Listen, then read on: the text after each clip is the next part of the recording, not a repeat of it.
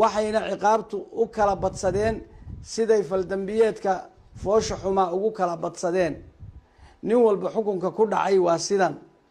shirwac jaamac shiro geesood 200 oo jeedal 10 sano xarig ah iyo 4620 oo xuquuqda gabdhaha ah 3520 xamdi baale 1760 ridwaan ayaale maxamuud cali carshe 10 jeedal 8 sano xarig ah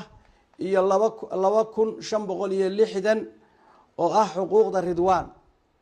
yaxya cabdulaahi aadan afdhuub 100 jeedal 7 sano xarig ah iyo 1760 oo ah xuquuqda xamdi